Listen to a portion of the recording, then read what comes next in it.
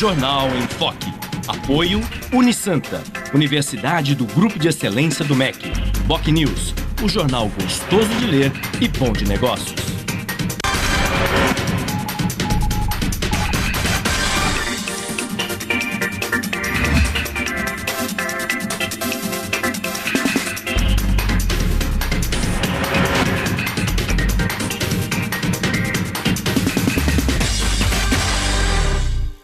Olá, bom dia. Começa agora pela Santa Cecília TV ao vivo, uma nova edição do Jornal em Foque. E nesta sexta-feira, dia 11 de julho, nós estamos recebendo com muito prazer o secretário municipal de Defesa da Cidadania, o advogado Carlos Alberto Ferreira Mota, e o colega jornalista, mestre da Faculdade de Artes e Comunicação da Universidade de Santa Cecília, professor Marcos Vinícius Batista. Vamos conhecer agora as manchetes de hoje com a colega jornalista Paula Paparelli. Bom dia, Paula. Bom dia, Chico. Bom dia a todos. O jornal A Tribuna traz a manchete. Postos terão que avisar qual produto é mais barato. Na Folha de São Paulo, para Dilma, futebol tem de mudar. Aécio critica o uso da Copa. No Estadão, governo quer intervenção indireta no futebol. No Santa Portal, Neymar afirma que vai torcer para amigos argentinos na final da Copa. No BocNews, Embaré e Marapé terão novas creches. No G1 Santos e Região, advogado tenta, mas não consegue liberação de Edinho. E no portal da UOL, Brasil e Holanda expõem melancolia e esquecem do terceiro lugar. Chico. Obrigado, Paula. 8h06 e este é o Jornal em Foque pela Santa Cecília TV ao vivo. Muito bem, e no programa de hoje nós vamos falar, é claro, de cidadania. Vamos falar dos desafios e prioridades da Secretaria de Defesa da Cidadania de Santos e também das iniciativas da pasta, especialmente das coordenadorias de igualdade racial e étnica, também das coordenadorias da juventude recém-criada, da mulher e também das pessoas com deficiência, entre outros aspectos importantes como os serviços prestados pela pasta na área da assistência, da orientação jurídica gratuita e também da defesa do consumidor por meio do SIDOC. Mas o debate, a conversa em torno de todos esses temas, vocês acompanham assim que a Paula Paparelli informar a previsão do tempo e movimento de balsas e estradas para hoje. Paula.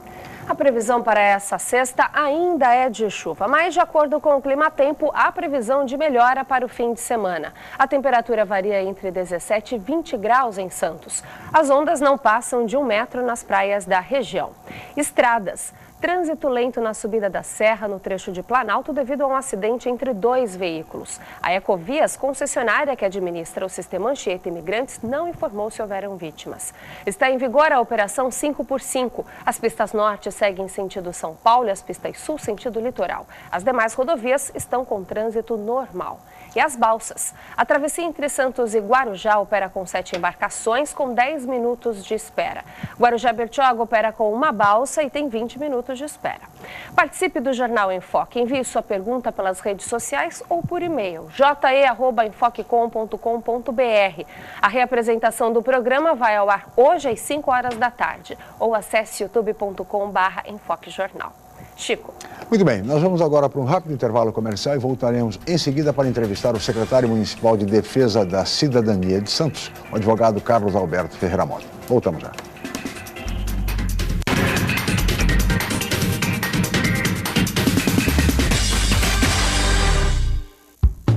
Excelência é ter tradição de mais de meio século. É ter a única mini refinaria de petróleo em operação do país. Excelência é ter um campus unificado e bem localizado. É estar entre as universidades mais procuradas por empresas, em busca de estagiários e recém-formados.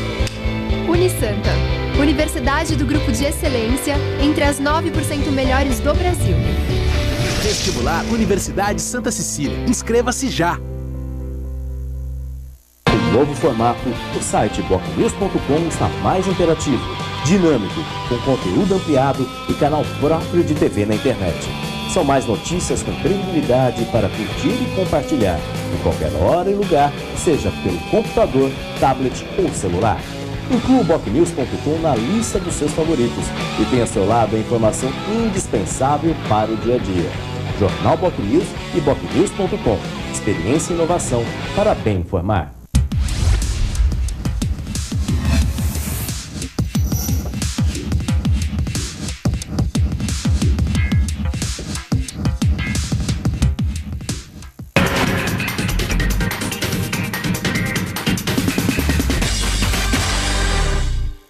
de volta com o Jornal em Foque desta sexta-feira, 11 de julho. E hoje recebendo com muito prazer o secretário de Defesa da Cidadania de Santos, o advogado Carlos Alberto Ferreira Mota, e o colega jornalista, professor Marcos Vinícius Batista, que é mestre da Faculdade de Artes e Comunicação da Universidade Santa Cecília. E agora nós vamos ver o VT, a reportagem do programa de hoje. Paula. A Prefeitura de Santos já começou a multar quem joga lixo na rua. Fiscais e guardas municipais distribuídos em vários pontos da cidade orientam a população e punem irregularidades. É o que vamos acompanhar na reportagem de Beatriz Lopes. Cenas como esta, infelizmente, são muito comuns. Todos os dias há embalagens de alimentos, bitucas de cigarro e outros tipos de lixo nas ruas. Mas ainda há muita gente que pratica a cidadania e escolhe a opção correta, a de não poluir o meio ambiente. Mas agora, quem não descartar corretamente o lixo vai sentir no bolso o peso dessa decisão. É porque desde domingo, uma força-tarefa patrulha as ruas de Santos para autuar os sujismundos. A princípio eu sou a favor de orientação e depois punir. Porque o lixo vai ser prejudicial para nós mesmos. Que ninguém deve estar jogando pão de cigarro, nem papel, nem nada na rua. Porque afinal de contas nós somos umas pessoas civilizadas. E aqui falta muito para ser civilizada. Todos os dias, fiscais de postura e guardas municipais estão percorrendo vias de grande circulação para informar sobre a novidade. Quem está de carro também é avisado sobre a lei, sancionada há um mês. Mais de 600 toneladas de lixo são descartados mensalmente de forma irregular. As multas variam de R$ 150 a R$ 1.000, dependendo da quantidade de lixo jogado na via. A lei vem muito mais para conscientizar a população da necessidade de manter a cidade limpa do que punir, simplesmente arrecadar com multa. O que se vai gerar de receita a partir das multas é infinitamente menor daquilo que vai se economizar com a limpeza da cidade. A Prefeitura, além de ter feito o seu trabalho de conscientizar a população, de manter a cidade limpa, acaba economizando e podendo investir em áreas mais prioritárias como saúde e educação. Muito bem, aí está a reportagem, a entrevista do secretário municipal de Meio Ambiente, o advogado Luciano Cassione, explicando exatamente que o objetivo é o de conscientizar, o de educar e não necessariamente o de punir. Esse deve ser, evidentemente, o espírito da lei. Agora, de qualquer forma, secretário Carlos Alberto Ferreira Mota, bom dia, obrigado pela sua presença aqui no Jornal em Foque. Eu gostaria de que o senhor avaliasse a legislação, a eficácia dessa legislação e acrescentaria qual é o procedimento com relação, por exemplo, àquelas pessoas que não recolhem as fezes dos seus animais, dos seus cachorros, quando estão passeando pelas ruas da cidade. Obrigado pela presença. Bom dia, Chico. Bom dia, telespectadores. Bom dia, Marcos. Bom dia, Paula Paparelli. Primeiramente, quero agradecer a oportunidade de participar do seu programa e apresentar um pouquinho também o trabalho da Secretaria de Cidadania. Claro. Com relação à lei vigente, é importante que a gente ressalte que a legislação é para que seja cumprida por todo cidadão. Eu acho que um aspecto importante que o secretário de Meio Ambiente nos apresentou, o Luciano Cassione, é com relação à conscientização. Na medida que você trabalha esse aspecto de preservação de patrimônio, de segurança, de saúde do cidadão, na medida em que você trabalha essa questão firmemente e, obviamente, em paralelo à questão da punição, obviamente que a gente, o primeiro exemplo que nos ressalta com relação à punição nos remete à questão da utilização do próprio cinto de segurança, substituindo um pouco a questão ambiental para a questão de comportamento do ser humano. Na verdade, as medidas que foram adotadas com relação à utilização do cinto de segurança, que obviamente nos remete também a uma situação de segurança, obviamente você faz com que isso entre do ponto de vista no cotidiano da população. E essa questão da conscientização com relação ao meio ambiente é muito importante e também ressalto, extremamente importante que a gente faça isso até com as nossas crianças, fazer isso de uma forma preventiva e de divulgação, utilizando os mecanismos do poder público, ou seja, fazendo isso através das escolas, porque através das escolas é que as crianças vão levar essa pauta para dentro de casa, para a família, para que isso passe a ser um diálogo comum nas residências. Claro. Agora, com relação, por exemplo, à questão das fezes de animais nas ruas.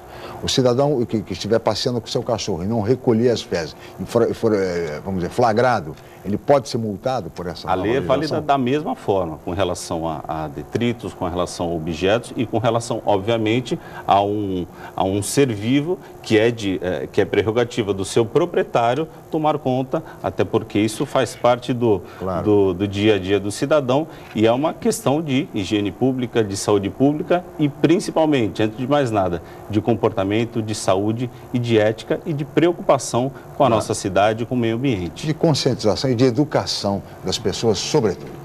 Professor Marcos, bom dia, obrigado pela presença. Seja bem-vindo depois de um período que o professor Marcos teve de férias aqui no nosso programa, mas trabalhando muito como professor. Obrigado pela presença, Marcos. Agradeço pelo convite mais uma vez. Bom dia, secretário, bom dia a todos. Olha, Chico, acho que essa lei me faz pensar em 3 coisas. A primeira é que é triste a gente ter a necessidade de uma legislação para que as pessoas não joguem lixo no chão. Né? Quer dizer, somos ditos civilizados e tal, né? E falta de educação não tem nenhuma relação com conta bancária, né? A gente vê muitas vezes carros aí de 6 dígitos, né? 100 mil reais, 150 mil reais, o sujeito abaixa, olha o gesto de, né? Ele abaixa o vidro e joga um monte de porcarias, né? Então é triste a gente ter que implementar uma lei no município para discutir algo que, em termos educacionais, né, não havia essa necessidade. Segundo, que culturalmente as coisas só se alteram, só se resolvem quando entra o aspecto econômico.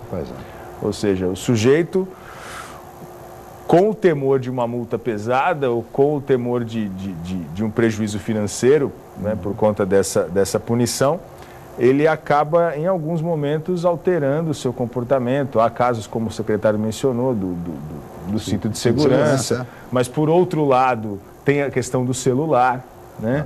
Em que você tem muitos motoristas que não compreendem o perigo de dirigir falando ao celular, né? E o terceiro ponto que me incomoda, e aí eu queria emendar com uma pergunta para o secretário, é o seguinte: a gente tem vários casos em que você implementa uma legislação necessária por conta de mudanças comportamentais, né? E, num primeiro momento, você tem uma estrutura de fiscalização, a imprensa discute o assunto, as pessoas se preocupam um pouco com aquilo. Meses depois, há um certo esvaziamento do cumprimento dessa legislação. E aí acaba se discutindo um fator cultural, que é a lei que pega e a lei que não pega. Por exemplo, a lei seca. Houve todo um burburinho em torno da lei seca, a polícia fazendo fiscalização sistemática, e aquilo foi saindo de cena devagar, né? Houve uma parte, a mudança cultural por conta da legislação, mas, por outro lado, a gente tem aí inúmeros casos de acidentes de trânsito por conta de excesso de consumo de álcool, né? Como é que o senhor vê essa questão? Existe algum risco? O que se pode fazer para se manter sistematicamente um novo rumo cultural para que a gente não precise discutir coisas tão elementares quanto jogar lixo na rua? Não, Marcos, é muito importante a sua pergunta, porque, na verdade, o aspecto de viabilização da lei, ele se divide em 2 aspectos. Um é com relação à preparação e com relação à sensibilização, campanhas de divulgação, que aí eu falo de um universo como prefeitura como um todo. Quando eu falo da questão que envolve as escolas, ou seja, para que você faça isso um assunto diário nas residências. E, obviamente, nada mais frutífero do que a criança e o adolescente levar o assunto para dentro de casa, que já trabalham essa concepção de uma outra forma, a questão da preservação do meio ambiente, e isso a gente quer fazer de forma contínua, para que não haja esse esvaziamento, tanto na ação da divulgação, quanto no conceito do dia a dia. Outra preocupação é com relação a para que não caia isso em desuso, que na verdade o que a gente faz, você menciona uma ação que é quando uma lei cai em desuso. Acho que essa preocupação com relação à prevenção revela um aspecto de continuidade do poder público, na medida em que é meta que a gente faça isso, fazer parte parte do dia a dia do cidadão. Ou seja, o cumprimento da lei, essa fiscalização será incisiva para que a gente consiga transmitir esse aspecto de meio ambiente, de preocupação com a natureza. Porque existe também uma questão, né, secretário, o senhor sabe como advogado, que é o excesso de legislação, né? No primeiro semestre, o presidente da Câmara, o Sadao Nakai, falou várias vezes em implementar um projeto para enxugar a legislação da cidade e tal. Isso acaba, de certa maneira, contribuindo para o infrator, né? Para o transgressor, que parte muitas vezes da mentalidade de que eles vão esquecer. Essa lei vai se acomodar nas relações sociais e vai ter aqueles primeiros multados e depois a coisa passa, né? É o caso da lei seca, por exemplo, que você fez referência. É importante ressaltar, Marcos e La Scala, que o nosso maior fiscalizador é o cidadão. Sim. Ou seja, na medida que a gente tiver o cidadão como agente propagador, divulgador da legislação, que a pessoa fiscalize e auxilie o poder público com as medidas de informação, através da nossa ouvidoria, através diretamente da prefeitura, para que a gente não faça... Porque quem faz a lei cair em desuso é a sociedade. Né? Talvez um equívoco de alguns legisladores, mas quem faz a legislação pegar no sentido de cumprimento e do dia a dia do cidadão é o cidadão. E é importante a gente também destacar que essa matéria, eu ressalto muito a questão da escola, porque eu acho que é o grande mecanismo da gente atingir toda a nossa cidade, ou seja, através de campanhas que envolvam as escolas municipais, escolas estaduais, para que a gente atenda isso de uma melhor forma. Sobretudo, secretário, é uma questão de cidadania, porque é preciso que as pessoas exatamente se conscientizem, participem. É uma questão de educação, é uma questão de cidadania. Ou seja, o professor Marcos fez referência agora à questão do uso do celular em quem está dirigindo.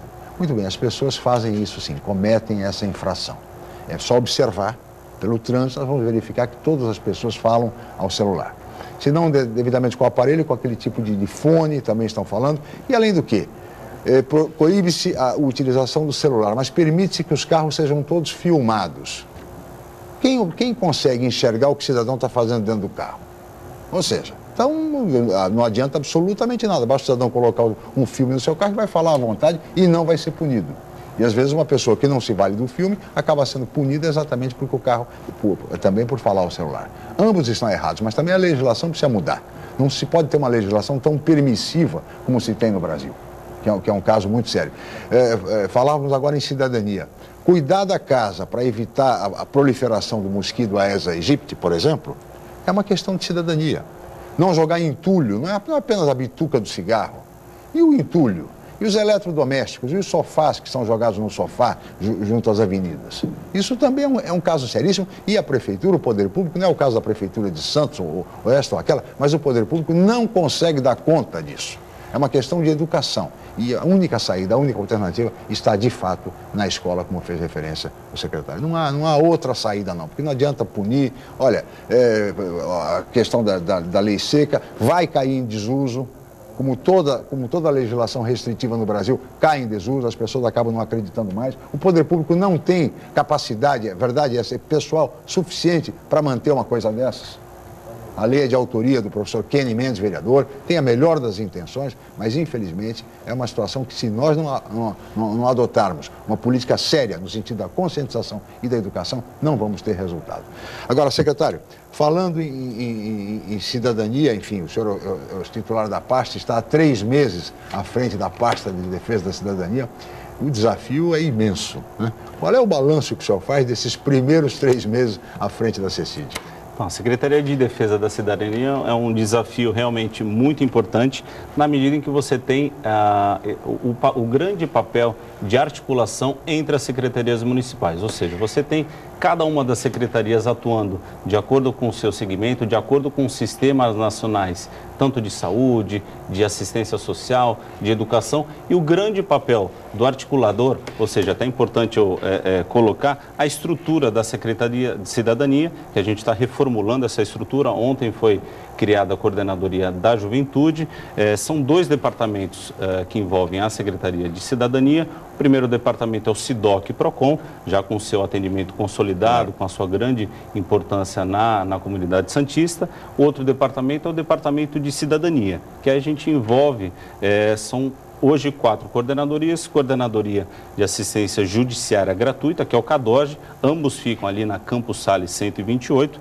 Então você tem o CADOG, você tem a Coordenadoria da Mulher, Coordenadoria da Igualdade Racial, Coordenadoria da Pessoa com Deficiência e ontem a recém-criada 5ª Coordenadoria da Juventude. E agora, para o final do mês, iremos instituir a Coordenadoria do Idoso. Ou seja, são coordenadorias que têm um importante papel de articulação entre as diversas secretarias, seja para dirimir formas de atuação com relação aos serviços públicos, seja com relação à busca de recursos, tanto do governo estadual, governo federal, ou seja, ambiente de coordenadoria que você traz essa mensagem aos demais serviços, que você pode construir isso de uma forma mais ampla, de uma forma mais discutida. Inclusive, um grande papel havia comentado aqui com La Scala, com relação à representatividade da Secretaria, que também tem a grande função de atuar com os conselhos municipais. Hoje a Secretaria faz parte da vice-presidência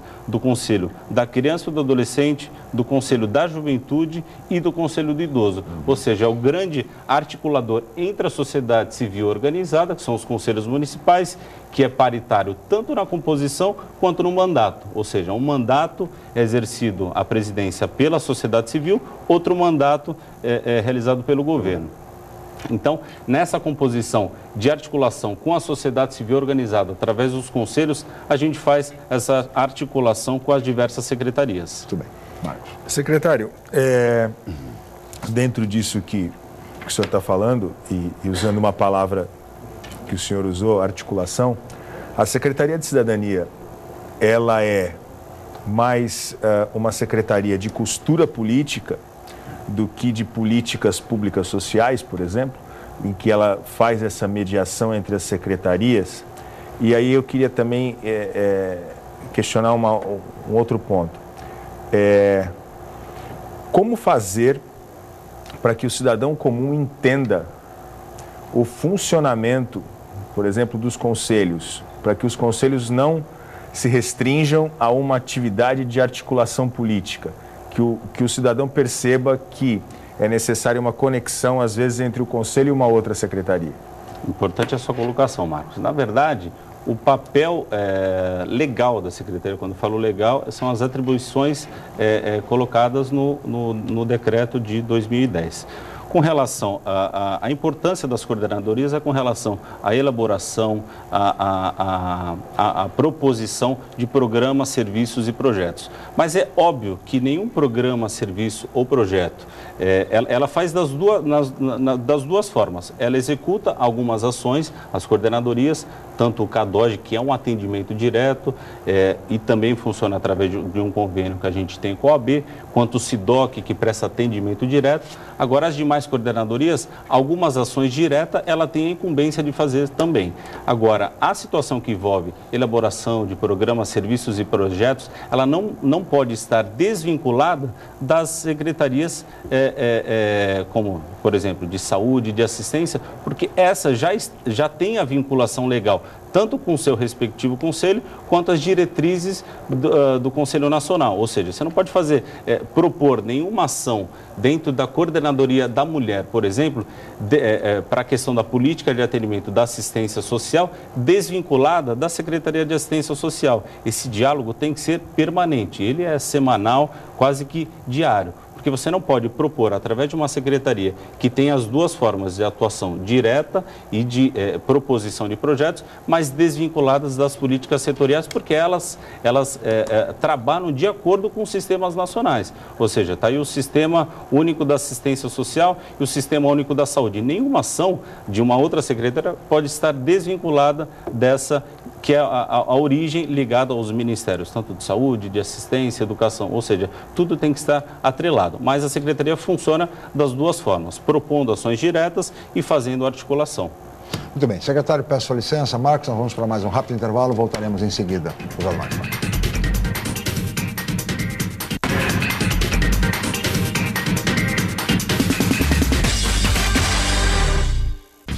Hoje, o mercado de trabalho exige cada vez mais qualificação. Faça pós-graduação na Universidade Santa Cecília. Mestrado, especialização, MBA, aperfeiçoamento e extensão em diversas áreas. Cursos inéditos, presenciais e à distância, reconhecidos pelo MEC e com professores altamente capacitados. Aproveite descontos especiais e financiamento em até 36 meses. Pós-graduação Universidade Santa Cecília, levando você ao sucesso profissional. Com novo formato, o site bocnews.com está mais interativo, dinâmico, com conteúdo ampliado e canal próprio de TV na internet. São mais notícias com credibilidade para curtir e compartilhar, em qualquer hora e lugar, seja pelo computador, tablet ou celular. Inclua o bocnews.com na lista dos seus favoritos e tenha ao seu lado a informação indispensável para o dia a dia. Jornal Bocnews e bocnews.com. Experiência e inovação para bem informar.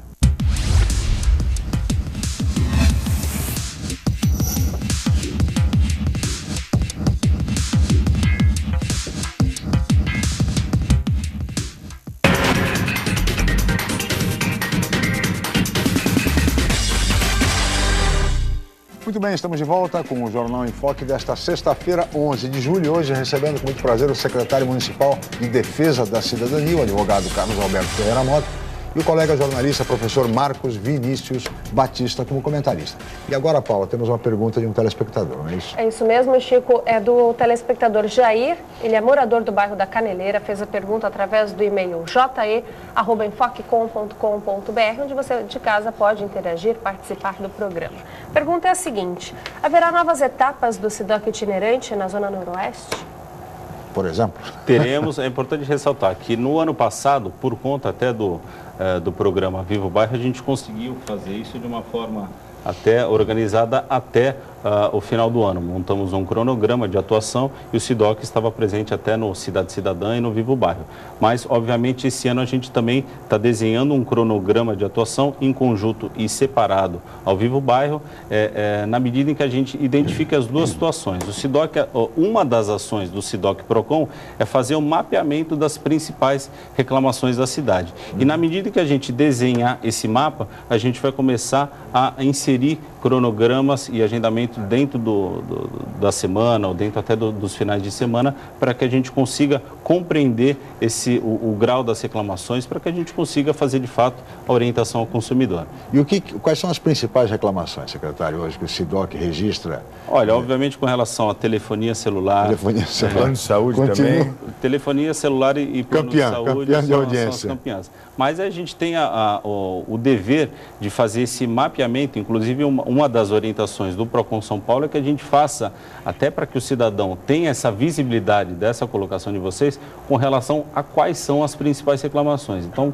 estamos preparando um material com orientação do Procon de São Paulo, com relação à divulgação das empresas com o ranking das reclamações, para que o consumidor fique atento também ao que está acontecendo com o seu companheiro, com o seu vizinho e com a sociedade de forma geral. Mas telefonia e plano de saúde são de longe as principais questões. O SIDOC ele nasceu há 2 décadas, né, praticamente, junto com na esteira aí do Código de Defesa do Consumidor, né, que é uma das legislações mais presentes na vida cotidiana das pessoas.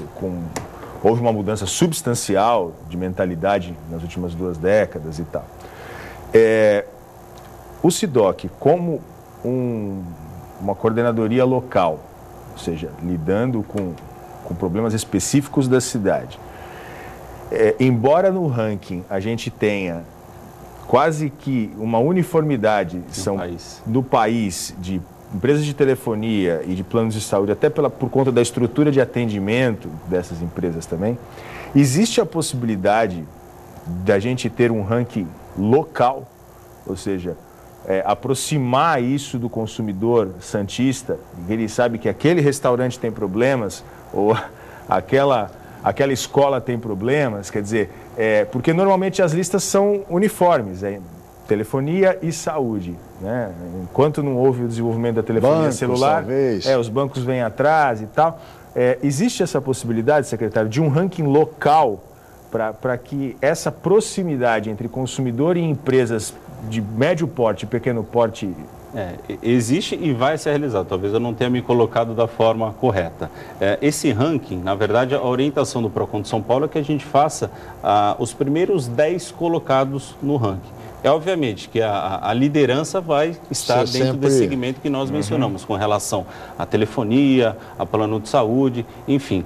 Mas a objetividade desse ranking, segundo o estudo do PROCON, que faz isso em outras cidades, é que esse ranking seja local, até com base no nosso mapeamento de reclamações. Mas o ranking é para você dar essa notoriedade local, ou seja, estabelecimentos comerciais, supermercados, que também tem uma grande participação nesse ranking. Pode ter certeza que você vai ter alguma rede aí de supermercados dentro do ranking e que vai fazer parte do dia a dia e vai deixar o consumidor bem mais alerta com relação a quais locais ele faz compra, ou seja, para que você, de fato, obedeça aquilo que reza o nosso Código de Defesa do Consumidor, que dá essa visibilidade com relação a quais critérios os estabelecimentos se utilizam para fazer a sua venda ao consumidor. E nesse sentido o SIDOC itinerante ajudaria muito, porque indo aos bairros, nos bairros nós temos um comércio muito local. E evidentemente vai se verificar, vai se registrar essa queixa. Até porque é um nível razoável de desinformação ainda. Claro, né? Evidente. Quem eu procuro, aonde qual o telefone. Faz, etc. E tal. Aliás, a respeito disso, secretário, no caso do SIDOC, as pessoas devem se dirigir ao Poupa Tempo ou na Avenida Campos Sales, onde funciona o CECID também? O primeiro atendimento ele é feito no Poupa Tempo. Aliás, o primeiro atendimento ele é feito tanto por e-mail quanto por telefone. Tá. Através dos nossos telefones, que é o 0800 779 0151. Então, o primeiro contato do consumidor com o SIDOC PROCON é fazer essa primeira orientação. No entanto, o primeiro endereço que o consumidor deve se dirigir é ao Poupa Tempo. Tá. Também é importante a gente colocar que muito em breve nós teremos todo o atendimento, tanto o primeiro atendimento quanto as audiências de conciliação dentro lá do Poupa Tempo. A gente está em fase agora de licitação do Sejusc, ou seja, a pessoa vai fazer o primeiro endereçamento ao Poupa Tempo e no retorno, caso não haja o retorno positivo da empresa depois dos 10 dias onde é encaminhada a CIP, a gente vai fazer esse encaminhamento ao Sejusc. Hoje o consumidor vai primeiro no Poupa Tempo e a audiência de conciliação é realizada na Campos Sales 128, lá no SIDOC PROCON. Tá certo. Então, o que a gente orienta o cidadão é que utilize o nosso 0800. 0800, repita, por favor. 0800 779 0151. É com base nessas reclamações que a gente faz esse mapeamento e vai lá constatar com os nossos fiscais se as reclamações estão procedentes. Secretário, só para aproveitar essa área de serviços importantes prestados pela Secretaria, eu queria que o senhor falasse a respeito do CADOG, que é a Coordenadoria de Assistência Jurídica e Orientação Gratuita. Agora, quem pode recorrer ao CADOG? Que tipo de casos as pessoas podem ir até o CADOG para receber essa assistência, essa orientação jurídica gratuita, secretário? Então, o CADOG fica hoje na Avenida Campos Sales, também no número 128, da mesma forma com que o SIDOC PROCON realiza. O primeiro atendimento é o atendimento de orientação, ou seja, o cidadão procura o universo jurídico para saber se a sua reclamação, se a sua defesa pode ser acionada dentro dos moldes da legislação. A legislação preconiza que a pessoa com renda de até 3 salários mínimos pode ser atendida pelo CADOG. É importante a gente colocar que agora, muito na semana que vem, mais especificamente no dia 22, mês agora de junho, dia 24, foi aprovado pela Câmara Municipal as alterações do CADOG, que envolve tanto a questão do usuário, ou seja, do munícipe que vai precisar do atendimento, quanto dos advogados, que é realizado um convênio com a OAB Santos. Ou seja, essa mudança conceitual do programa vai permitir com que mais advogados façam o seu registro na OAB. A gente fez um reajuste de 20% na tabela. Uma das mudanças mais importantes que eu coloco é com relação ao recurso que é pago ao advogado. Porque, na verdade, a lei anterior preconizava que o advogado era pago primeiro na primeira sentença e depois no trânsito em julgado.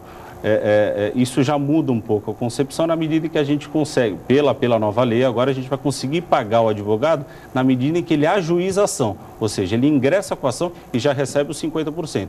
Os outros 50% ele vai receber com o trânsito em julgado. Acho que nada mais justo do que esse formato para que o advogado coloque aí as suas considerações.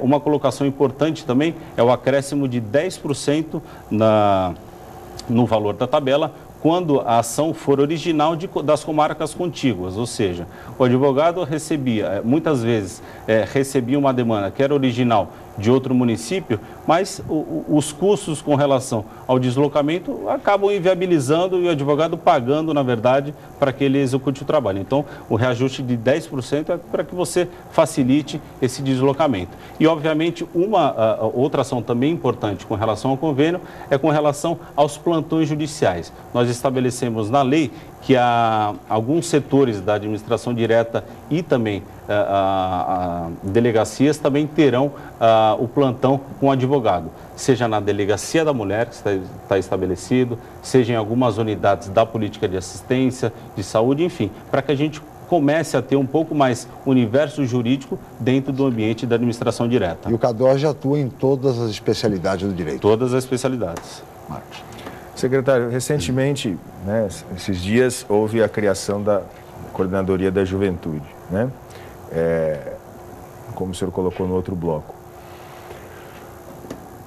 Como vai ser o trabalho dessa coordenadoria diante, por exemplo, de um cenário cultural e político em que o jovem tem, via de regra, um interesse baixo nas discussões políticas, partidárias, A gente teve no ano passado uma série de manifestações, atos políticos importantes, inclusive aqui na cidade, que interferiram diretamente, por exemplo, no transporte público, Mas o discurso desses jovens é de rejeição ao poder público, de rejeição ao Estado, de rejeição ao governo, não importa a cor da camisa, Como um instrumento do governo conseguirá se aproximar da juventude, dialogar com ela, envolvê-la ou parte dela nas discussões sociais e de cidadania que é da sua pasta? Muito importante a sua fala, porque a questão da rejeição ao poder público, ela revela aí a realidade da juventude no Brasil.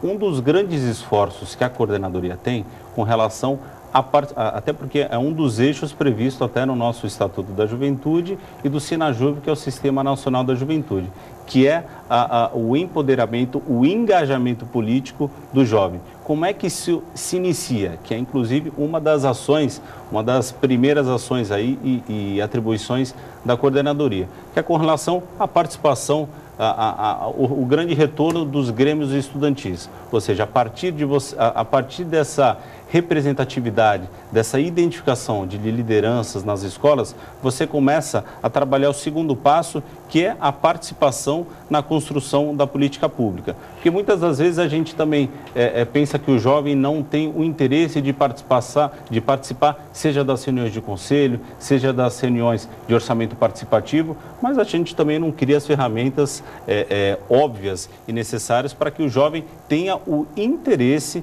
de participar de certos momentos. Acho que o grande desafio, além das questões que envolvem os grêmios estudantis, envolvem também a abertura e o nível de discussão de algumas ações, porque a política preconiza que é política de juventude, para a juventude e, o mais importante, com a juventude. Ou seja, você tem que criar as ferramentas para que o jovem tenha um interesse de participar. Não simplesmente você fazer uma divulgação ou ter pautas mensais de um conselho, divulgar no Diário Oficial e colocar uma pauta com 10 itens e não ter a preparação para que o jovem tenha um interesse de participar. Ou seja, isso não falo só com relação ao Conselho da Juventude. O próprio Conselho da Criança, hoje, da criança e do adolescente, já estuda hoje de que forma a criança ou adolescente tem que participar do Conselho. Mas não vai ser na forma com que é hoje, tem que ser uma forma atrativa. Isso é papel do gestor municipal, é papel do Conselho criar as alternativas para que o jovem tenha a vontade de participar da construção da política pública. E que alternativas seriam essas, secretário? Por exemplo, o senhor está falando dos grêmios estudantis. Se a gente avançar um pouquinho mais e chegar nas universidades, né, nós somos uma cidade com 30 mil universitários, né? Evidentemente, muitos deles são de fora de Santos, né? Há uma desarticulação de política universitária há pelo menos 20 anos. Então, assim, você tem isoladamente o Centro dos Estudantes, né, num prédio com problemas estruturais. Está indo aos pedaços, né? Com divergências políticas muito sérias internas. Você tem os DAs, os diretórios acadêmicos das universidades privadas, né? Historicamente, alguns cursos se destacam, como o direito, como a medicina, mas outros praticamente são fantasmas, né? E você tem uma mudança recente, que é a construção de diretórios acadêmicos nas públicas, a Unifesp especificamente, que tem uma política um pouco mais acirrada por conta dos seus cursos mesmo, serviço social, psicologia e tal, né? Que alternativas o senhor está pensando, os seus técnicos estão pensando para dialogar, por exemplo, com as universidades, com o jovem universitário? São 30 mil pessoas. Mas, secretário, você vai responder no próximo bloco. Nós vamos para um rápido intervalo, voltaremos em seguida com o Jornal em Foque.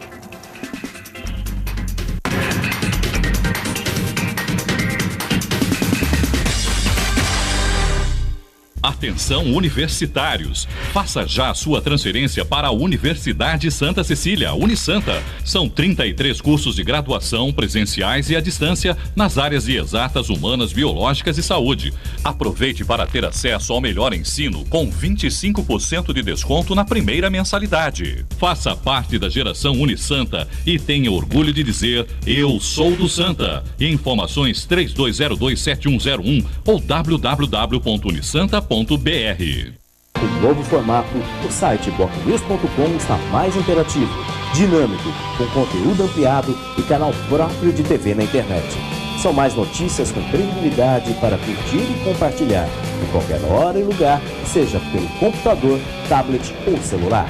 Inclua o bocnews.com na lista dos seus favoritos e tenha ao seu lado a informação indispensável para o dia a dia. Jornal BocNews e bocnews.com. Experiência e inovação para bem informar.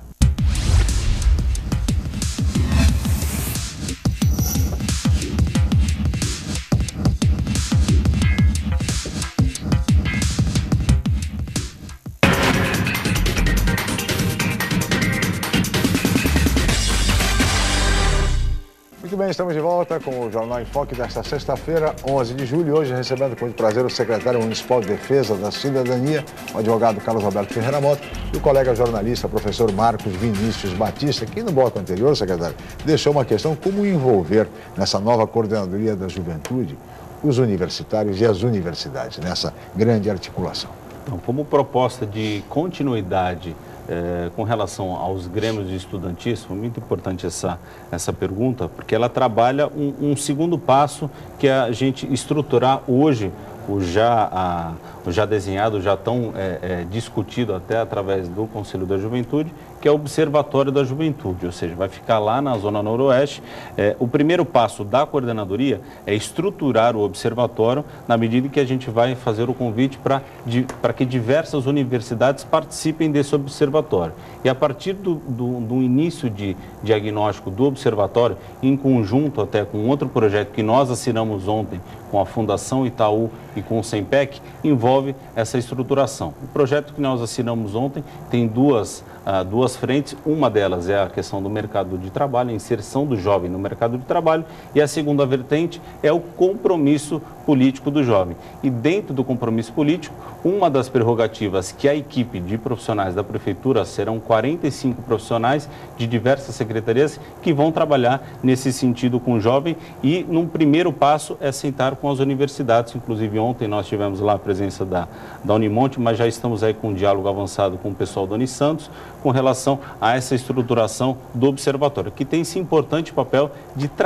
atrair o jovem, no primeiro passo, através do Grêmio Estudantil, e atrair o jovem universitário para o mundo político. Tá certo. Secretário, nós temos mais uma pergunta no telespectador, não é isso, Paulo? Isso é da Sandra, moradora do bairro do Marapé, aqui de Santos, Chico. Ela faz a seguinte pergunta: o programa Praia Acessível vai funcionar também no inverno? Em que locais? Então, o Praia Acessível, ele não tem mais... Ele não para mais, ou seja, todos os finais de semana você vai ter o programa, e mesmo nos finais de semana agora do inverno, a coordenadoria da pessoa com deficiência, através do nosso coordenador Eduardo Ravazini, tem aí dialogado bastante com as diversas secretarias para que a gente oportunize alternativas dentro do espaço do Praia Acessível. Ou seja, não necessariamente a pessoa com deficiência só pode ir à praia para entrar no mar, através das nossas cadeiras anfíbias, ou seja, até por uma questão de saúde, a pessoa com deficiência dentro do inverno, com a retração muscular, impede que ela entre no mar. Ou seja, outras alternativas serão disponibilizadas. Nesse sábado agora, no canal 3, nós ficaremos, e será disponibilizado oficinas de artesanato, oficinas com material reciclado, ou seja, tudo a ver com a conscientização do nosso mar, e vão iniciar agora no sábado às 11 horas da manhã. Mas o programa não para o inverno inteiro, contínuo. Sábado no canal 3. No canal 3, no sábado agora, a partir das 10 horas. Tudo bem. Secretário, uma outra questão que eu queria colocar ao senhor é o seguinte, é com relação à formulação da política municipal de direitos humanos. O que é que está sendo feito, o que é que está sendo pensado, enfim, vocês acompanham, vocês dispõem de alguma equipe, alguma coordenadoria específica para essa política de direitos humanos no município? Boa pergunta, Chico. Na verdade, esse é o papel institucional da Secretaria, fazer a identificação do eixo dos direitos humanos dentro da administração direta.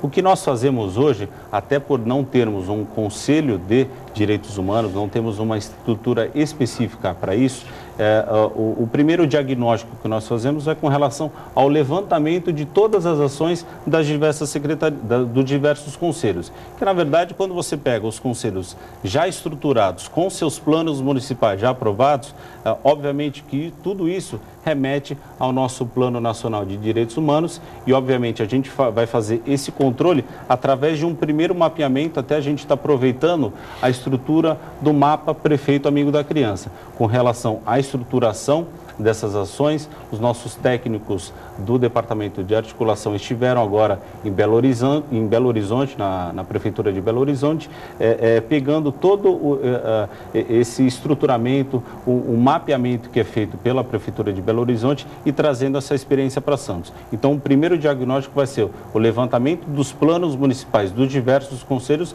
para que a gente faça isso de forma unificada e dentro da linguagem do Plano Nacional de Direitos Humanos. O próximo passo, como o senhor anunciou no começo do programa, é a criação da Coordenadoria do Idoso, né? E as políticas para o idoso estão concentradas no SEAS, na Secretaria de Assistência Social, com os SECOMs, né? Com o projeto nacionalmente conhecido da República de Idosos. E o senhor veio dessa secretaria, né? Como vai funcionar essa Coordenadoria do Idoso no diálogo com a outra secretaria, a sua secretaria de origem nessa gestão, por exemplo, numa cidade em que 85 mil pessoas têm acima de 60 anos? Tá, muito importante essa colocação, Marcos, pelo seguinte, só uma observação. Com relação à política do idoso, ela é uma política intersetorial. Ela não é somente gerenciada pela Secretaria de Assistência Social. Ou seja, você tem importantes serviços e previstos nos seus sistemas, tanto na saúde, na educação, na assistência social, na segurança, enfim, em diversas outras secretarias.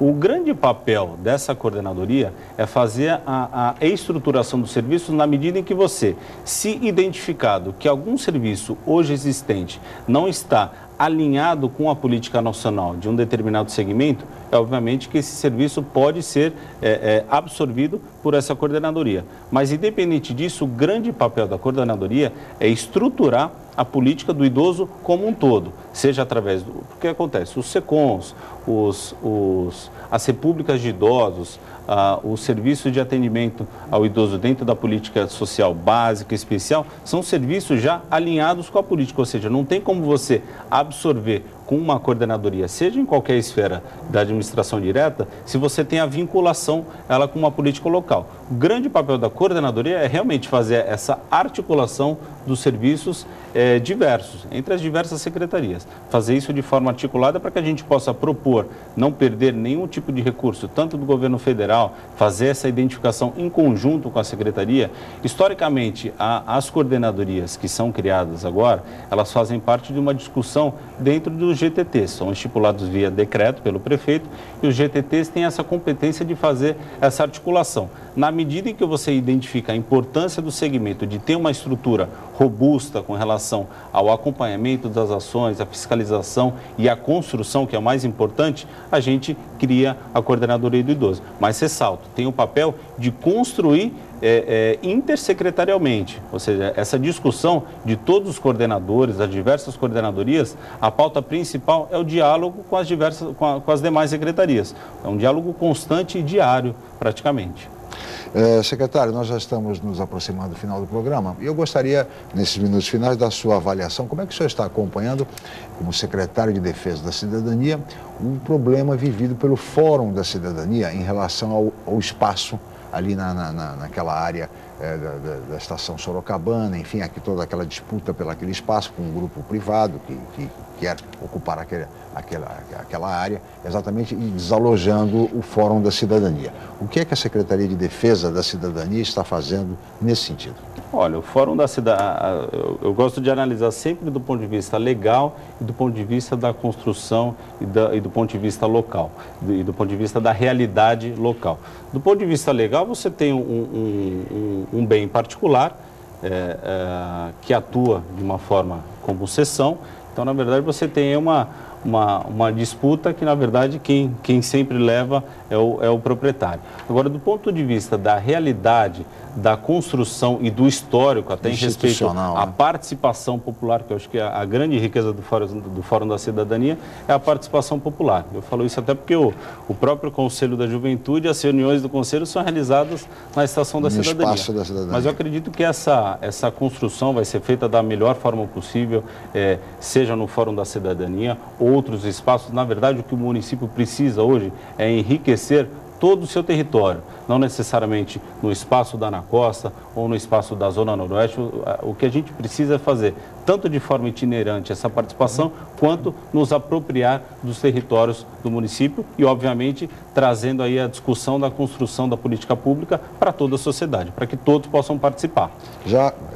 Marcos, o senhor colocou que pelo ponto de vista legal, mas tem um problema político, simbólico, né, que é a questão da estação em si, claro, do imóvel como patrimônio histórico e como símbolo de uma política de cidadania feita pela sociedade civil, né?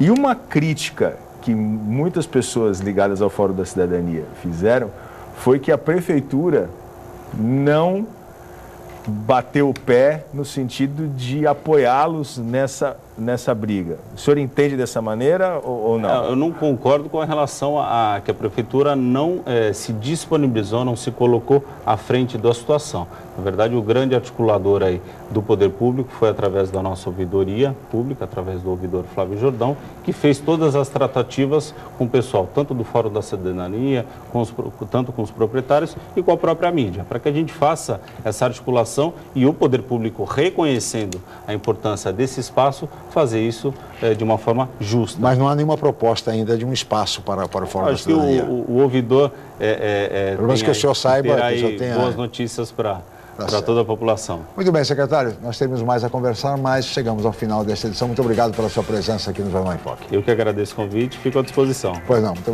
obrigado, Marcos Batista. Agradeço mais uma vez pelo convite. Obrigado, Marcos. Obrigado a Paula Paparelli, a toda a equipe, especialmente a você, telespectador, pela atenção, pela audiência, pelo carinho. Nós estaremos de volta na segunda-feira em mais uma edição. Tenham todos um ótimo final de semana e até segunda-feira. Jornal em Foque.